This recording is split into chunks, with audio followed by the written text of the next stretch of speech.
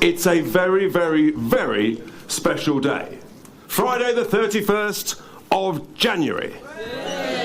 5 years ago, this evening, exactly at this moment, some of you might have been with me because Nigel and I, we organised a small party for about 100,000 people, our close friends, in Parliament Square, celebrating Brexit Day. We must never forget that great day. Momentous moment. But of course, if you're going to do a job, do it properly. Or don't bother. And of course, we've been let down by the Tories. Have they done Brexit properly? No. You'll hear more about that later from Nigel. Now, arriving here this evening in the wonderful county of Essex, marvellous. We had a welcome, didn't we? Outside the gates. I've got a little secret for you, folks. Kemi organised it. I mean, seriously. You know, it's not going very well for the Tories, but then what would you expect?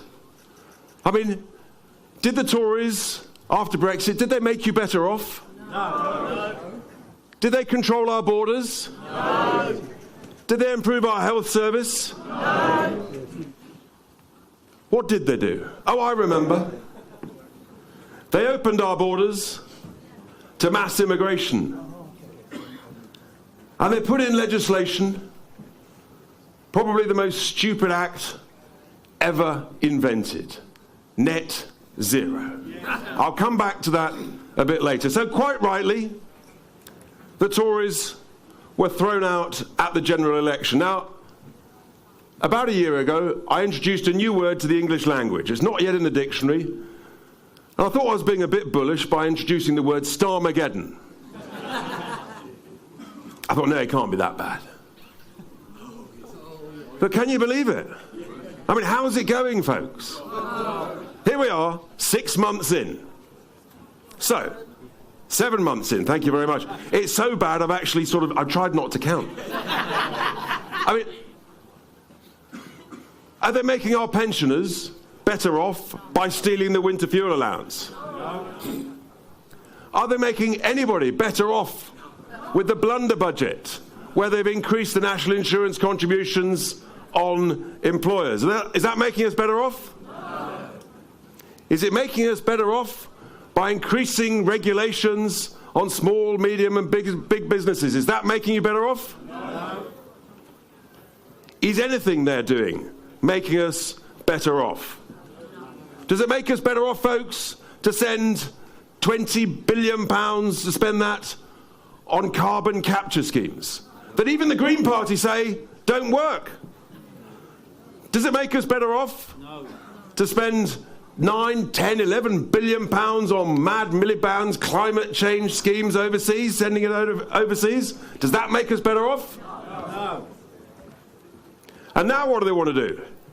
I'm a real estate guy. They want to give away the freehold of the Chagos Islands to Mauritius, who've never owned them. Never owned them.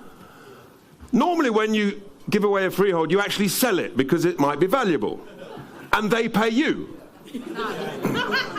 But under these clowns running the government, they've decided, no, we'll pay them. I mean, what sort of idiot does that? And how much are they going to pay? 10, 20 million? No. A billion? No. 2 billion? They want to spend £9 billion of your cash giving away an incredibly valuable asset.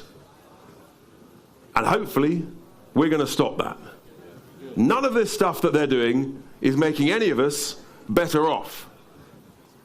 It's quite remarkable because they came in promising integrity, transparency, and they've had glasses and suits and tickets.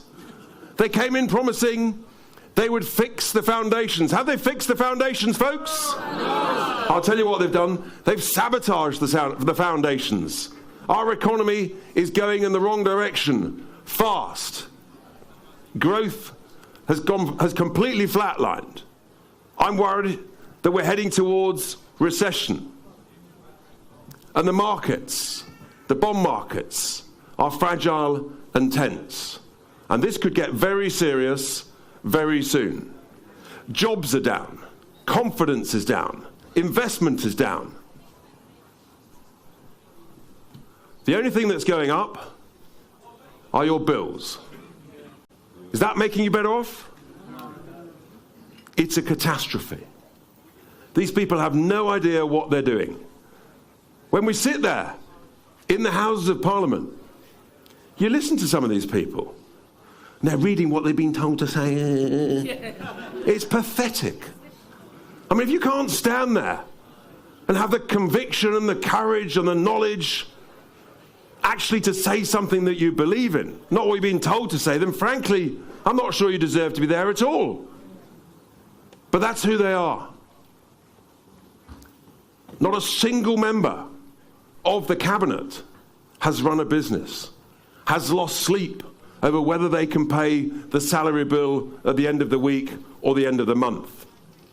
And these people are literally ruining our country at every level, financially, culturally, socially.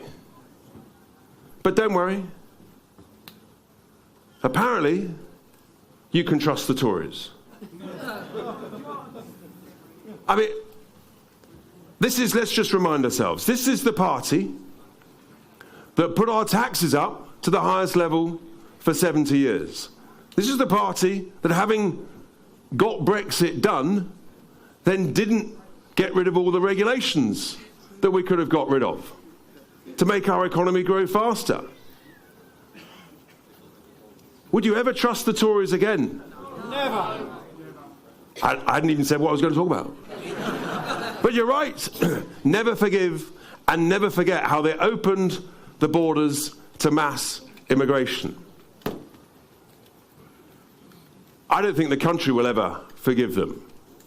And that's why something remarkable is going on. Because, as Lee and others have referred to, the momentum, the energy, the enthusiasm that is coming our way at all ages. I'm massively struck by young people, emails we're getting, being stopped in the street, 15, 16, 18-year-olds want to get involved, want to vote. It's fantastic. You're absolutely right. Do that again. That was marvellous. All right. And this is how we're going to win the next election, because there's going to be an energy at every single level. Because what people are working out is that it's only Reform UK that is going to make people better off. And ultimately, that's what matters. That is what matters. How are we going to do that? I'll give you a few clues. The first thing is, we've got to cut the vast amount of bungling, bureaucratic, unbelievable amounts of government wasteful spending at every level, across our councils. I mean, some of this stuff, it's serious because it's your money. But sometimes, even in politics, you have to laugh at the madness, because otherwise we'd completely tear our hair out. I'm lucky enough still to have some. But my favourite is the bat shed. Oh yes, because the bright sparks that thought it was a good idea to build HS2, spend 100 billion on that, and then decide they're not going to build it, or are they going to build it? Are they going to put a station into London? No. I tell you what they'll do, they'll focus on the bats. How much money do you want to spend on a bat shed, folks? None? 100 quid? Anyone want to spend £1 million on a bat shed? You are a stingy old lot. Anyone want to spend 10 million quid on a bat shed? Would you believe how much they've spent on the bat shed? This is the bat shed of all bat sheds. £100 million. Seriously, on a bat shed. I call it, if you're a very sensitive disposition, block your ears. I call it the batshit bat shed.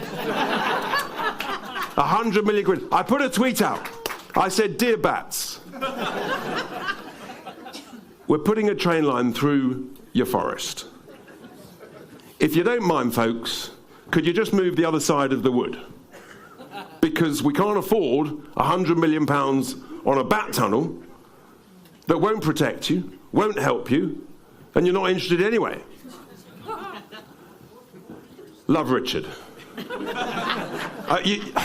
Honestly, at every level, there's a story that's going to come out in the Sunday Telegraph this weekend that is going to make your blood boil about more extreme government waste. Look out for it.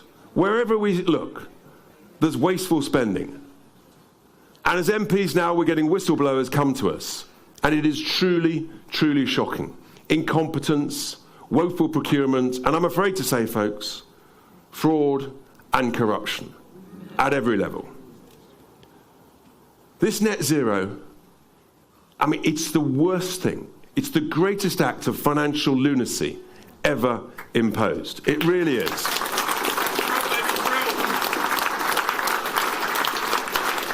Is net zero going to make you better off? No. Lee talks about Mad Miliband, but we've got Rachel from accounts, but actually, I'm not sure she is, you see. I think she's Rachel from complaints. Bless her. I mean, she's doing her best. Oh, really? But she hasn't got a clue. Is she going to make you better off? No. I'll tell you who make you better off. Nigel and all of us, and Reform. I'll tell you why. Because we've been round the block. We've run businesses. We've grown businesses. We've made mistakes. I've built thousands of homes, employed thousands of people to build them, invested hundreds of millions of pounds, made money for shareholders. And I think we should run the country like you run a business. We need to start earning more than we're spending. Because if we spend more than we earn, eventually, folks, you go bust. And we don't want our country to go bust, do we? No.